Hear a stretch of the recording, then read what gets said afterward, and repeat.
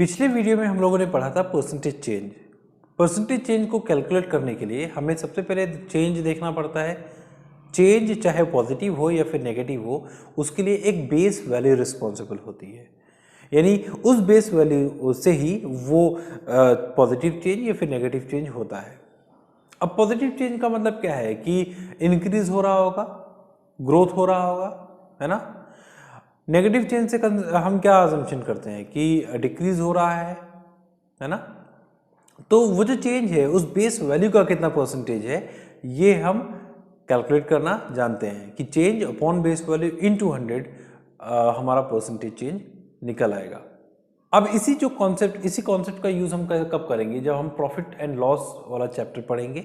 उसमें हमें profit percentage या फिर लॉस परसेंटेज निकालना है, तो हम इसी कॉन्सेप्ट के थ्रू हम निकाल पाएंगे।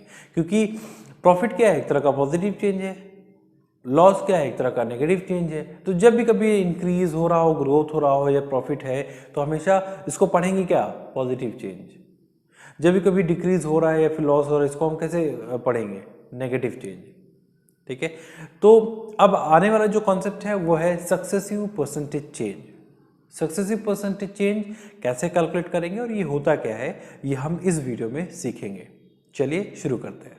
तो अब चलते हैं हम लोग सक्सेसिव परसेंटेज चेंज का जो कॉन्सेप्ट है वो समझते हैं।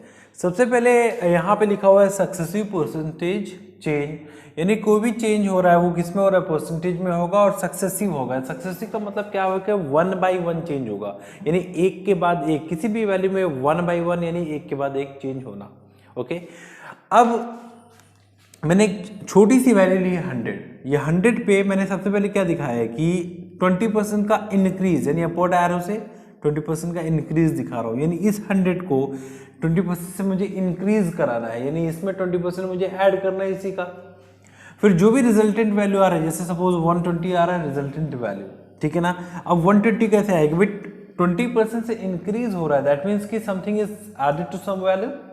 तो 100 प्लस इंक्रीज का मतलब क्या है कि प्लस लगेगा, ऐड हो रहा है, तो 100 प्लस 20% ऑफ 100, तो यहां से मुझे मिल गया 120। ठीक है, अब ये जो अगला जो 25% का जो इंक्रीज दिख रहा है वो इस रिजल्टेंट वैल्यू पे होगा, ठीक है ना। ये जो रिजल्टेंट वैल्यू आया है, तो इस 120 पे ये 25% का जो इंक्रीज हो रहा है, यानी इस 120 पे 20 में 25% हम ऐड करेंगे इसी का। तो 120 प्लस 25/100 इंटू 120, अब मेरे को यहाँ पे मिलेगा 30, यानी कि 30 हम 120 में ऐड करेंगे तो मुझे मिलेगा 150। ओके, तो मैंने एक बार 20% से चेंज कराया इस 100 को, तो मुझे मिला 120। फिर अगला 25% का इंक्रीज होगा इस रिजल्टेंट वैल्यू पे, हमने 25% का चेंज कराया तो हमें मिला 150। ठीक है, अब देखते हैं कि जो 100 है अब बन क्या गया। मैंने दो बार इस 100 को चेंज कराया है, 20% से 25% से, तो 100 अब बन क्या गया है, 150। ये 100 क्या बन गया, 150। तो अब यहाँ पे ओवरऑल हमें परसेंटेज चेंज अगर निकालना है कि भाई ओवरऑल परसेंटेज चेंज क्या है, ठीक है, तो हमारा जो चेंज है, ओवरऑल चेंज जो हो रहा है, ओवरऑल का मतलब क्या हुआ कि यानी शुरुआत में क्या था और लास्ट में क्या, फाइनल वैल्यू क्या बना, वो देखना है सिर्फ। तो हमारा जो चेंज है वो क्या है, 50, और 50 के भाई क्या है, पॉजिटिव, यानी 50 क्या ऐड हो रहा है इस 100 में, तभी तो जाके 150 पे गए हम लोग।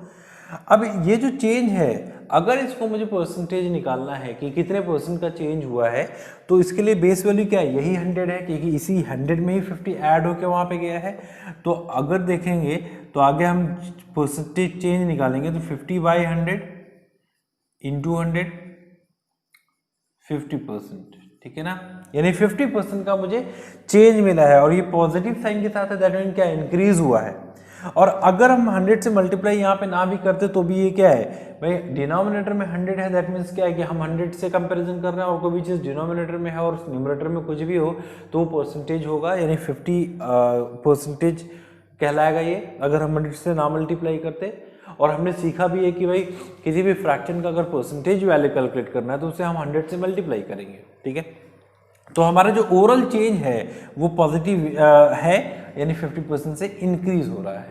ओके, अच्छा, अब ये तो हो गया मैनुअल कैलकुलेशन, ठीक है। अब एग्जाम में हमारे पास टाइम कम होगा, अब उसके लिए क्या करें, अगर हमें सक्सेसिव परसेंटेज चेंज दिया हुआ है और ओवरऑल हमें निकालना है कि ओवरऑल कितने का चेंज हुआ है, तो उसके लिए एक फॉर्मूला है। अब वो जो फॉर्मूला है वो फॉर्मूला कहता है कि a plus B plus a into B upon 100, और ये टोटल का यानी ये बाहर ये परसेंटेज लगा होगा। यानी जिस तरह से मैंने यहाँ पे 50% कैलकुलेट किया है मैनुअली, ये फॉर्मूले के थ्रू भी हम ये कैलकुलेट कर सकते हैं। अब यहाँ पे a क्या है या b क्या है, a ये परसेंटेज वैल्यू है, इनमें से कोई भी वैल्यू हम ले सकते हैं, चाहे वो हम a को 20 भी ले सकते हैं, a को हम 25 भी ले सकते हैं, ठीक है ना। तो सपोज a को मैंने 20 लिया और b को 25 लिया, प्लस 20 इंटू 25 अपॉन 100, और ये परसेंटेज में होगा। यहां से मिलेगा मुझे 45 plus 25 into 20 will be 500 and upon 100 will be 5। तो क्या मिला मेरे को 50%, ठीक है ना। अब आपके दिमाग में ये होगा कि सर अभी a को इन्होंने 20 लिया तो हम a को 20 नहीं ले, अगर हम 25 लें तो क्या होगा, तो ले सकते हैं, आंसर हमारा सेम रहेगा। तो यहाँ पे देख लेंगे 25, अगर मैंने a को कंसिडर किया, यहाँ पे 20 ले लो, कोई प्रॉब्लम नहीं है, फिर भी वही चीज़ होगा, है ना। तो अब यहाँ पे होगा 25 इंटू 20 अपॉन 100, ठीक है। यहाँ से फिर मुझे क्या मिलेगा 45 प्लस यहाँ से फिर भी मुझे 5 ही मिलेगा, और ये पूरे का परसेंटेज लगा होगा, यानी मिला क्या हमें यहाँ पे 50%। अब आगे हम और भी समझ लेंगे कि ये ऐसा कैसे पॉसिबल है कि a या b की कोई भी हम वैल्यू कंसिडर कर सकते हैं, ये हम आगे अभी देख लेंगे नेक्स्ट स्टेप में। आगे जो अगला कॉन्सेप्ट होगा उसमें हम देख लेंगे। तो a या b हम कोई भी वैल्यू अज्यूम कर सकते हैं, a को हम 20 भी ले लिया हमने, बट a को 25 भी ले लिया। तो ये जो फॉर्मूला है, ये फॉर्मूला सक्सेसिव परसेंटेज चेंज में जब सक्सेसिवली कोई इंक्रीज हो रहा है या कोई चेंज हो रहा है, इंक्रीज या डिक्रीज तो चेंज ही है, अगर कोई भी चेंज हो रहा है तो उसको हम इस फॉर्मूले के थ्रू हम ओवरऑल परसेंटेज चेंज निकाल सकते हैं, कैलकुलेट कर सकते हैं, जैसा हमने यहाँ पे कैलकुलेट किया, ठीक है ना। अब अभी तक तो हमने यहाँ पे एक बार इंक्रीज कराया, फिर से यहाँ पे अभी हमने यहाँ पे मैंने दोनों बार जो भी इंक्रीज कराया सक्सेसिवली वो इंक्रीज हुआ है। क्या हो कि जब एक बार मैं इसको इंक्रीज कराऊं और इसको मैं डिक्रीज करा दूं तो क्या होगा, और फिर क्या ये फॉर्मूला वैलिड होगा या फिर क्या ये फॉर्मूला काम करेगा? डेफिनेटली करेगा। चलिए आगे हम समझते हैं। तो अब हम लोग एक बार क्या करेंगे, एक बार इंक्रीज कराएंगे और एक बार डिक्रीज कराएंगे। मैंने पहले 100 को 20% से इंक्रीज कराया, तो जो 20% से इंक्रीज करेंगे यानी कि 20% इज एडेड टू 100, यानी कि 100 का ही 20% 100 में ऐड हो रहा है, तो मिलेगा हमें 120। अब 120 में ये 25% का क्या हो रहा है, यानी अगला जो भी चेंज दिख रहा है वो नेगेटिव चेंज है, यानी कि डिक्रीज हो रहा है। तो डिक्रीज 25% से हो रहा है, यानी कि जो भी रिजल्टेंट वैल्यू होगा वो डिक्रीज होगा 25% से। तो 120 डिक्रीज हो रहा है, यानी कि उसमें से कुछ जा रहा है, कुछ कम हो रहा है, यानी 120 माइनस 25/100 इंटू 120, 120 का ही 25% लेस हो रहा है, तो हमें मिलेगा 90, ठीक है ना। अब हमने एक बार 20% से इंक्रीज कराया, 25% से डिक्रीज कराया, 100 को सक्सेसिवली कराया, तो हमें जो ओवरऑल चेंज मिल रहा है, यहाँ पे ओवरऑल जो चेंज मिलेगा वो हमें मिल रहा है -10। चेंज जो मिल रहा है वो हमें मिल रहा है -10 का, यानी -10 से ये 100 क्या है, घट रही है, तो नेगेटिव चेंज है। अब नेगेटिव चेंज के लिए परसेंटेज चेंज निकाल लेते हैं, यानी -10/100। अब ये अपॉन में है, anything upon 100 will be called percentage, यानी आपको क्या मिलेगा -10%, यानी कि 10% से ये जो वैल्यू है, इनिशियल वैल्यू, वो डिक्रीज हुई है, तब जाके 90 पे पहुंची है, ठीक है ना। तो हमारा जो ओवरऑल चेंज है वो ओवरऑल चेंज कैसा है, नेगेटिव चेंज है, यानी 10% से डिक्रीज हुआ है। तो अब सवाल ये है कि जो हमने सक्सेसिव परसेंटेज चेंज का जो फॉर्मूला दिए ये एक्चुअली ओवरऑल चेंज निकालने के लिए फॉर्मूला होता है। तो अब यहाँ पे क्या करेंगे, यहाँ पे भी हमें क्या है कि a को हम 20 रखेंगे, मान लो a को मैंने 20 ले लिया और ये साइन जैसा है वैसा रखेंगे प्लस। अब ब्रैकेट में b कैसा है, ये 25% से डिक्रीज हो रहा है इसलिए हम नेगेटिव साइन के साथ रखेंगे यानी -25, ठीक है ना।